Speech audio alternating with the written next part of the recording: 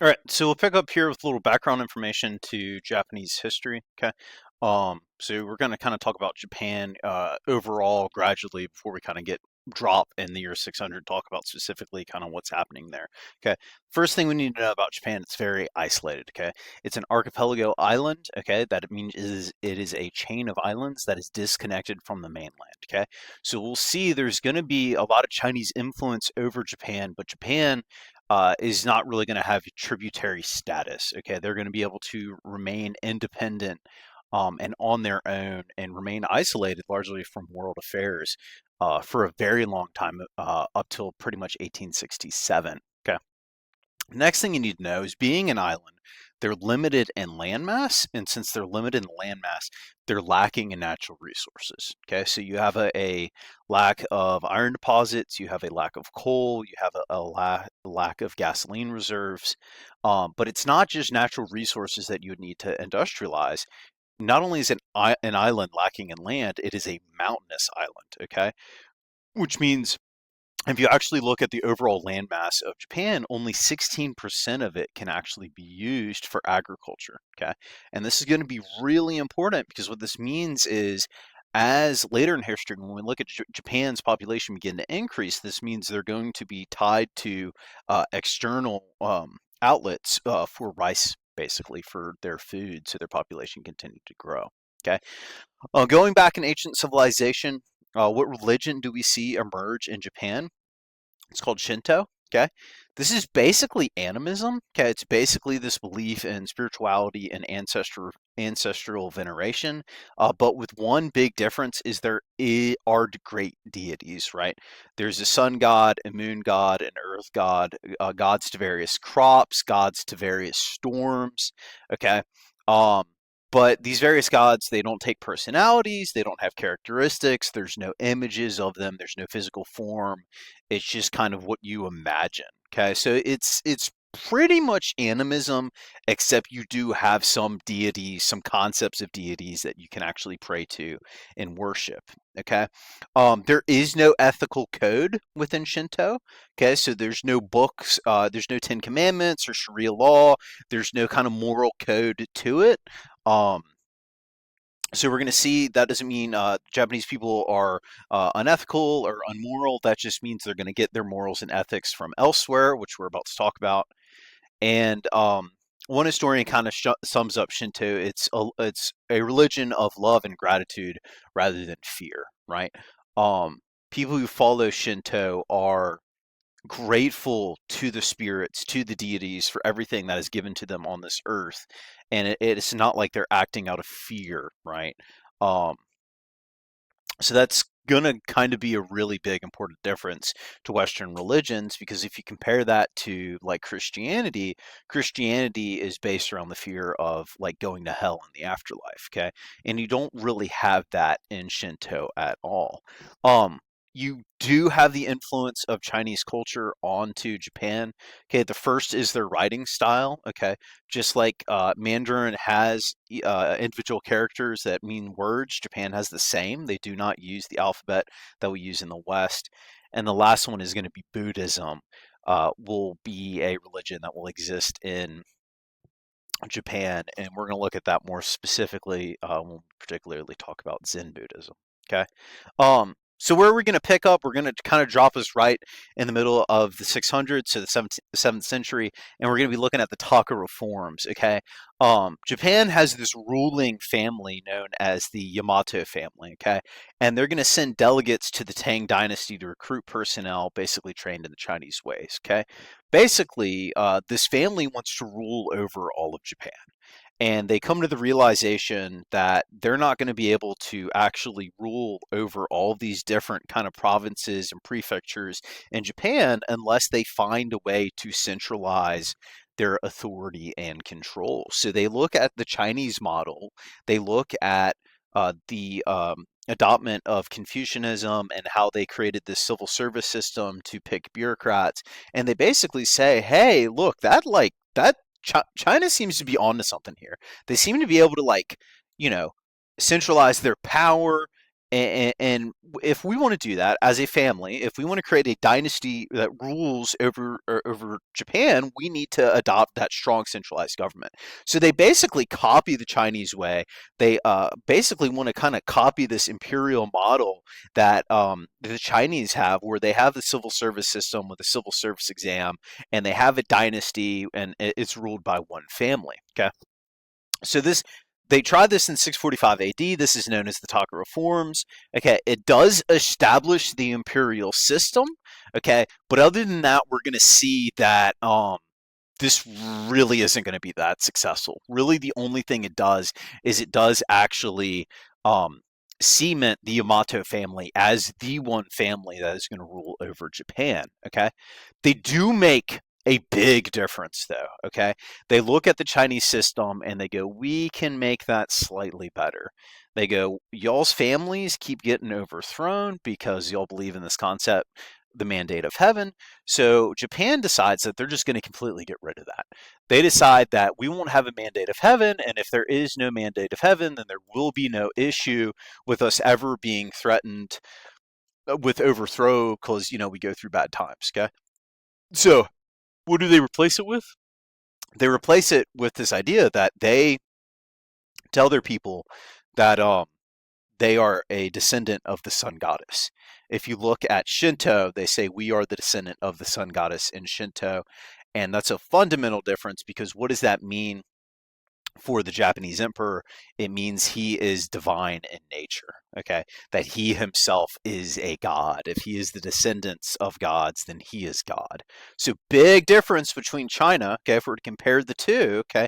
The Chinese system, okay, selected by God, okay, to rule, where in Japan, descendant of God rules. Okay, so we said it. There's no mandate of heaven. Okay, the areas are divided in various provinces. Okay, the emperor basically says, "I own all of the land." Okay, and he's going to try to divide that land based on need. It's not going to be entirely successful in that, which we're about to see. He's also going to try to set up this bureaucratic system, right? Set up a civil service exam based on Confucian teachings that he stole from China. Okay, the reforms fail. Okay, other than establishing the Yamato dynasty, really the Taka reforms don't achieve anything, and that's going to be because these landowners are going to retain too much power. Okay, again, very mountainous region, so you have these areas that are very remote that the emperor it's 2 to 3 weeks for them to reach that village, and that land in that village is already owned by this aristocracy. So they're not going to play along with this. They're not going to go along with it, right? So you see the Yamato family, as they're kind of trying to implement and enforce this and put people in charge of these provinces that will be loyal to them and divide these lands and give them out, kind of in this feudal structure. It doesn't really work. He can't really pull it off, and because of that, you see, basically what's going to happen is he's going to have to basically just kind of pick these clan heads as rulers.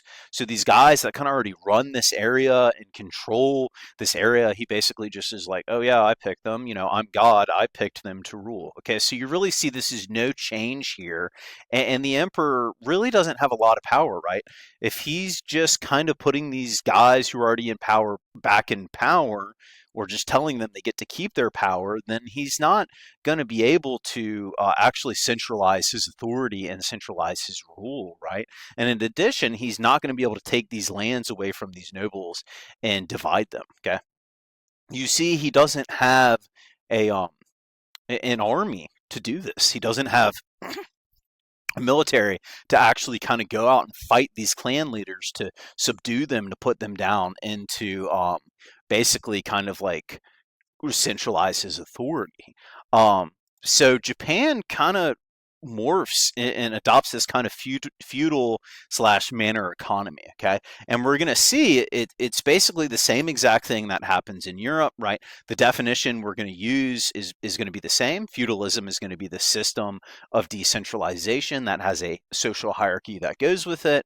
There will be some key differences. Manner, we're looking at the economics, right? It's going to be divided into these various prefectures, these various provinces. There's not going to be economic integration. There's not going to be trade between the two. Um, so basically, kind of everything that was happening in Europe during this time period happens in Japan as well. Does that mean they influenced each other? No, not at all. Okay, so again, this is this concept known as independent development, right? It just happens to be where two different places on planet Earth at the same time, the same processes kind of happen, and that's based on what's happening there, not because they're influencing each other. Okay. So, if feudalism is this system of decentralization with a social hierarchy that outlines your job, okay, we need to look at what does that social hierarchy actually look like, okay? We see the emperor up here, the Yamato family, the descendant of the sun goddess, okay? More of a figurehead, doesn't really have power. In a couple slides, we're going to look at how it's this noble class of the shogun that actually is the ones who ends up running the government, who actually has the day-to-day power to make decisions, right? So we see the noble class in this social hierarchy of feudalism is both the shogun and the daimyo. Okay, unlike Europe, there's actually two classes here, but there's a big difference. Okay, the shogun. They have a military, right? They have samurais that are loyal to them, that they can field, put out in the field to go and fight. Where the daimyo is just kind of like this group of nobles who own land and they're wealthy and they have a lot of kind of sway and pull, but they don't actually have a military, right? And that's the only difference between the two. We just said the knights, the soldiers, okay, are going to be the samurai. These guys are cavalry, okay, so they're on horseback. Don't let that confuse you because you normally, when I think samurai, I kind of think more foot soldier, but they were on cavalry. Um, and a big important concept, something we need to talk about when we talk about samurai is their warrior code, okay, is known as Bushido, okay? This is basically their feudal code. This is basically their kind of code of chivalry. Bushido is a 18th century term, so it's not till the 1700s that this term is coined, but basically this kind of warrior code dates back to this time period, so for this class, we're just going to always refer to it as Bushido. And it's very similar to uh, chivalry in Europe, right? It's you're supposed to be valorous, have loyalty to your noble and your emperor, and it's this concept of death before dishonor, right? We're going to see here in Bushido, they're going to take this death before dishonor to an extreme. You're supposed to protect, defend, and avenge your lord. Okay, and like we said, though, this is to an extreme, right? Because part of Bushido is ritual suicide. Okay, um, the Japanese, if you bring disgrace to your family by losing in battle or by committing some sort of other act that brings shame to your family, the Japanese believe that how you return that honor to your family is by committing suicide. Okay. So spoiler alert, this is a part of Japanese culture. Warning, this is, if you don't want to watch this next thing, I plug out, but this is something kind of important that you need to know because it's going to play into period four a good bit. Um, you need to pick one of the following. For ritual suicide, you either need to know Sabuku or you need to know Harikari. Okay. And if you know those terms and can identify that, that's good. If you want to know what those are, that's even better. Okay. Sabuku is how it's supposed to work, right? Basically, you disembowel yourself, and instead of bleeding out, you have a friend or an acquaintance help you, and they chop your head off, and that way you don't just sit there and kind of bleed out. Um, Harikari is it's when it's just you and you don't have a buddy to help you, and you disembowel yourself. Okay, and this is part of their culture. This is part of their belief that if you brought shame or dishonor to your family, the only way that you would return that um, it is through this ritual suicide. And why that is going to be important in this class is when we're going to start looking at Japan as a nation, as a country, when they finally begin to become an imperial power in period three and four, and they expand, their soldiers are going to fanatically fight. They're going to fight to the point where they are almost like the actions they're committing are almost suicidal because the other option is quite literally suicide. Okay, so this is going to be an important thing in Japanese history that we're going to look at. Okay, um, Ronin or samurai that do not have a master.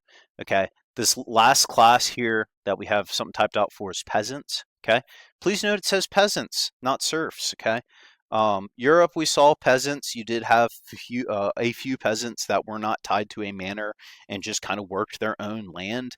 Um, in Japan, it's the same thing. They're not necessarily bound to the land. In Japan, they actually own the land, unlike serfdom in Europe. Um, they're still poor, they're still impoverished, they're still having to give the rice over that they grow to the samurai and the nobles that are offering them protection and governance in exchange. But it is slightly better because it's not like their nobles have complete say over everything they do because they actually do own the land. Okay, but don't let that confuse you. They're not like these rich, wealthy landowners. Okay, they're poor and impoverished, but they actually do own the land. It's not necessarily the nobles, right? Um, and then we definitely see Confucius's values here, right? Even though the Taka reform fails, filial piety and other aspects of Confucianism will remain in Japanese history. And you see that here under the social structure, these bottom two classes, artisans and merchants, are so low because in Confucianism they are ranked so low. So we definitely see another impact of the Taka reforms on this kind of social system. Okay. The last thing we need to talk about before we actually look at what is the political structure of Japan, well, who's actually ruling if the emperor is just a figurehead, is Zen Buddhism. Now, Zen Buddhism is actually the cultural hearth of it. Okay, cultural hearth is just a fancy word that basically means where it's from, and that's hearth, Hearth, is actually China. Okay, it's developed under the Tang Dynasty. Okay, it's not from Japan at all. But we're going to see, despite not being from Japan at all, Zen Buddhism is going to be way more popular in Japan than it ever is in China after it diffuses. And why that is because basically it becomes like the unofficial religion of samurai. Okay, so before we explain why samurai love it so much, let's talk about how does Zen Buddhism, which is a sect of Buddhism, fundamentally differ from just kind of your regular mainstream Buddhism. Okay, it's the biggest difference. It's this idea that man is already enlightened, right? Man has already reached nirvana. Okay. Man doesn't have to go through the eightfold path to reach nirvana. Man just has to realize that he's already enlightened, that he's already reached nirvana. Okay. Now you're probably scratching your head going, that doesn't sound like that makes any sense. So let's keep talking and then that'll make a little more sense. The idea is you focus on the present, right? If you focus on the present and don't focus on the past and don't focus on the future, then by definition, it's the idea that if you only focus on the present, the right now, then you will have reached nirvana.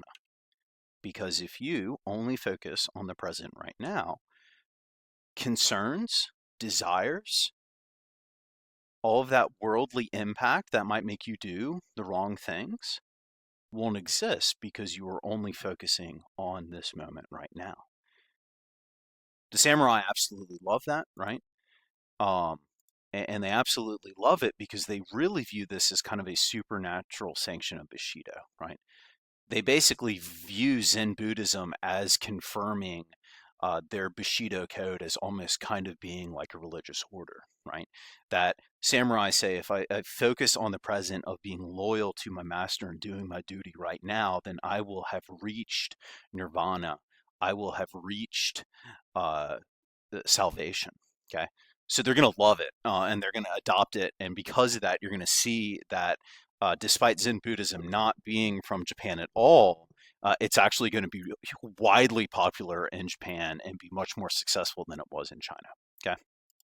So back to kind of, okay, well, if the emperor is just this figurehead, then who is actually running Japan? And that's going to be one of these families. Okay, we're going to see that one of these noble families, one of these one of these families from the shogun class is going to rise up, and they're going to form what becomes known as the shogunate. Okay, that's rule of the shogun, basically a military dictatorship. Okay, now what is going to determine what family rules? It's going to be a series of civil wars. Okay, Japan's going to go through a warring state period in which they basically various families are going to fight it out for supremacy and control to rule as the shogun.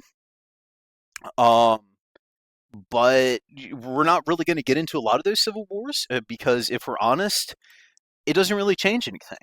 So we're going to keep it simple. From 1192 to 1867, you're basically going to see Japan is going to be ruled by one shogun on another. Okay, the only one that we're going to specifically talk about by name is going to be the Tokugawa shogunate, and that's because Japan culturally and socially is going to fundamentally change, and even economically going to fundamentally change before we actually get to the Meiji Restoration. Okay, but with these government shifts and like what families in power, we're really not necessarily going to pay attention to that because it more or less all remains the same. Okay, so you're asking, well, where's the emperor in all this? Okay, these military nobles take power on behalf of the government, right? They believe the emperor to be God, so in serving God, they take over the government and they run the day-to-day affairs. So God doesn't have to. Okay. What does that mean for Japan during this time period? They have two capitals. You have the emperor in Kyoto with his imperial palace and kind of his imperial court, and he basically enjoys the good life, doesn't really have to make any key decisions. Where in Edo, which you might not know that you know, later it gets named Tokyo, okay? But in Edo, you have the shogunate and that family, and they're actually running the day-to-day affairs of the country and of the governance. Okay, so you basically have two two capitals, but really only one of them is being used as like what you would imagine as the capital where the government is actually ruling out of. Okay, we've already said it. Shogun changes from family to family over time. It's a series of civil wars between various feudal states and various feudal alliances. Okay, and we're really going to see that's not really going to change over a long time period of Japanese history. Okay, the last thing that we need to talk about with regards to Japan is this concept of um, Geiyukujo, okay, which I'm probably pronouncing it horrifically wrong. You can Google how to pronounce it. But this concept of Geiyukujo, there is no English equivalent to this word. So you need to know the Japanese spelling and how to spell it, okay? Thankfully, the AP exam isn't, an oral exam, so we're not going to have to be able to say, Geiyukujo properly. Um, but this is the concept of rightful insubordination, okay? And this is weird, right? Because normally, if you're insubordinate, that means you're going against your commander, you're in the wrong, you're not right. And this concept of Geikkyukujo is you're insubordinate, but you're doing the right thing. Okay. And this word emerges with these feudal wars because it's this idea that you, in fighting a war against the ruling shogunate of your time, you are technically committing treason. You're going against your government. But if you're doing it on behalf of the emperor because you think you could serve him better and rule as a better shogunate, then that's okay, right? So you basically have this concept of if you're being insubordinate, but you're doing it for the emperor or on the emperor's behalf, then it's okay. Okay.